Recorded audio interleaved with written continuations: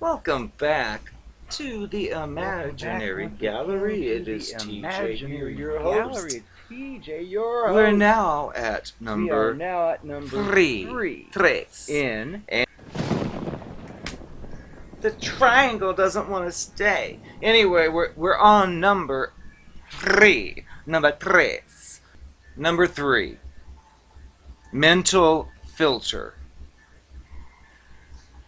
By the way, these are a list of cognitive distortions that many of us go through in our own brains when dealing with the daily issues of reality.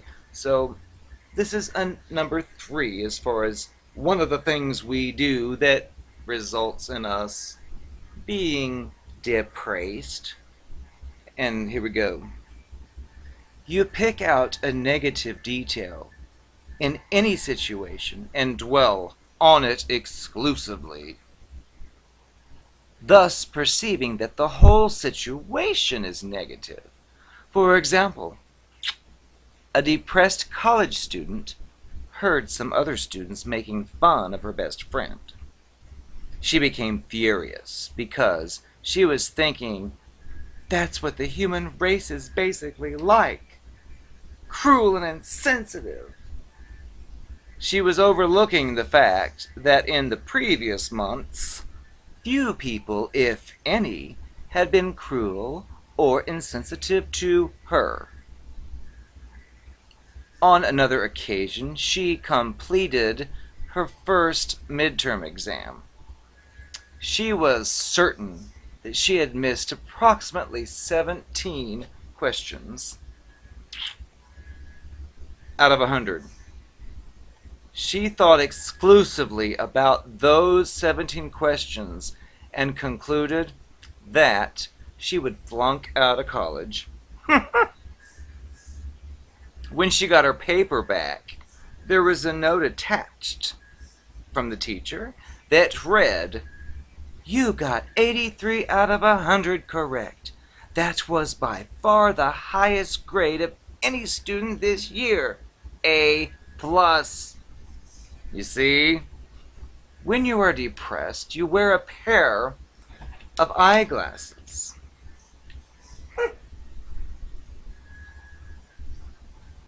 With special lenses that filter out anything positive.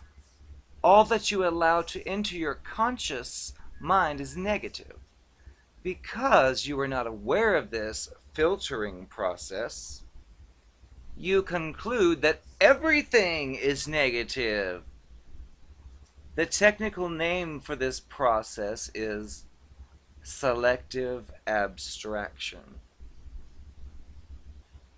It is a bad habit that can cause you to suffer much needless anguish. So, what does this mean?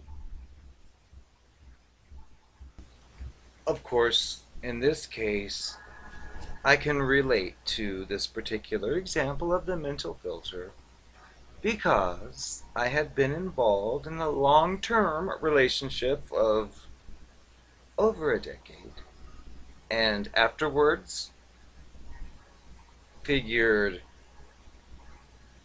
I've got the mental filter. Oh, nobody's ever going to go on a date with me again. But what did I do? I decided to defy the preconception I had due to many circumstances. And what did I do? Well, I reached out to a specific person and I asked, hey, would you like to go out sometime? Of course, with the other distortions we've mentioned, I'd be thinking the answer will be no, but I figured I could at least ask. And guess what? The answer was yes. And I was like, the book is right.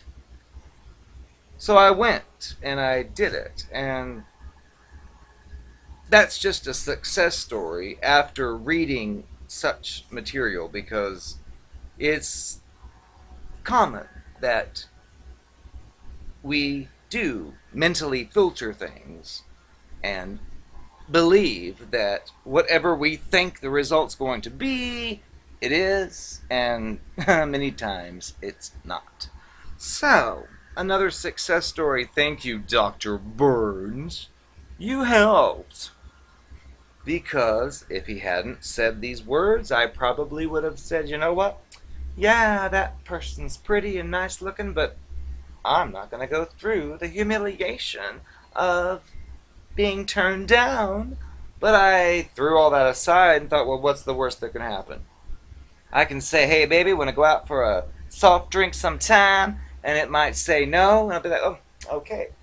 But also it might say yes. So there you go. And of course it said yes, and that takes us into new chapters in our life. And we got married and fell in love and were together happily ever after. Not. But that wasn't the point.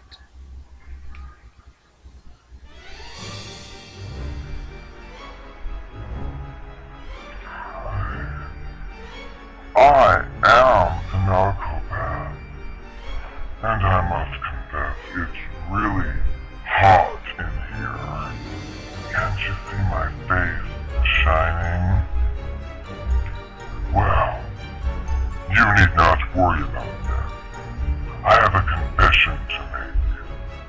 As you know, I've recently taken on a new responsibility in my own life. Yes, I am a transgendered lesbian. Learn to say it. It's not that shameful. I am a transgendered lesbian. I accept it. Anyway. Please stop human cloning. This is like my 10th body, and I am sick of it.